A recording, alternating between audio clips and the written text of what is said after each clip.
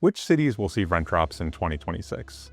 The answer is quite a few, actually, especially if you live in the Sun Belt, where many markets are still stabilizing, coming off of a historic construction boom. I'm Chris Salviati, Chief Economist at Apartment List, and this is a question that I'm getting asked a lot right now, usually by renters who are trying to figure out where, if anywhere, they can actually catch a break right now. Turns out it's the case that more than half of the country's rental markets are currently seeing negative year-over-year rent growth. Here's exactly where that's happening, why that's the case, and where I think it goes from here by the end of the year. The Apartment List rent estimates cover 651 cities across the US. Currently, 375 of those, which is more than half, are seeing negative year-over-year rent growth. And if we zoom into the 100 largest cities, it's a similar proportion. We see 56 of the 100 largest are currently in negative year-over-year rent growth territory. So this isn't a situation where there are a handful of isolated soft spots right now. It's actually the majority of the country that is sitting below zero in terms of rent growth right now. Now, if we zoom into just the 50 largest cities in the US, there are 5 that stand out for the magnitude of their declines.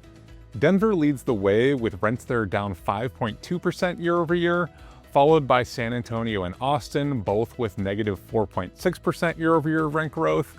Nashville is at minus 4% and Phoenix is at minus 4.2%. So these are real meaningful rent drops in these markets. Someone signing a new lease in any of those 5 cities right now is paying a notable amount less than they would have compared to someone who signed that same lease 1 year ago. Now here's what ties these 5 cities together.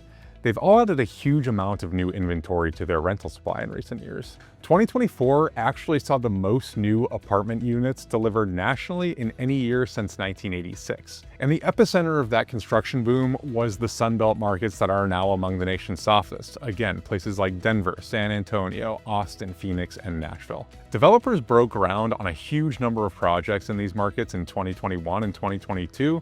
That was a period of time when demand was really strong and rent growth was booming. But then all of those units hit the market at the same time, and that coincided with a slowdown in demand. So now fast forward to today, and property owners and operators are having to offer real discounts to get those units filled. That's what's driving these rent growth declines that we are seeing in many of these markets today. But we're now at the tail end of that construction boom, and a couple of these markets are already starting to show those signs.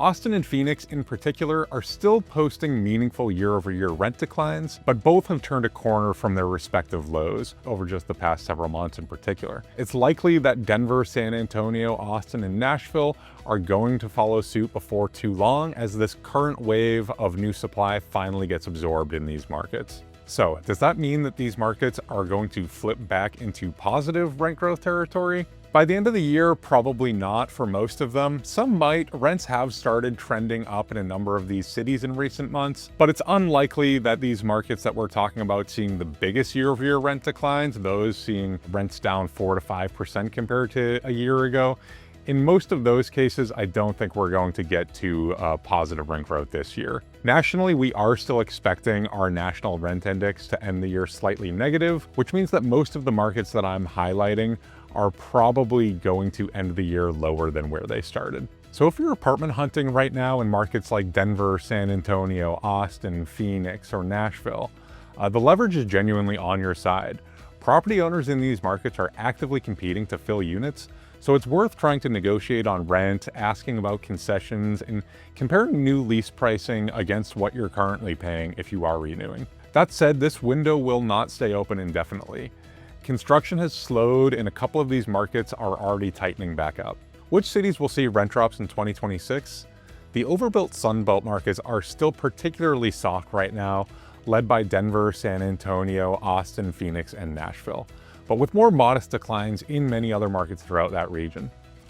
But these discounts will not last forever. Construction has slowed, absorption is picking back up, and the conditions that are driving today's deals are starting to shift already. So if you're searching in these markets, the window for a discount is still open, just don't expect it to last indefinitely.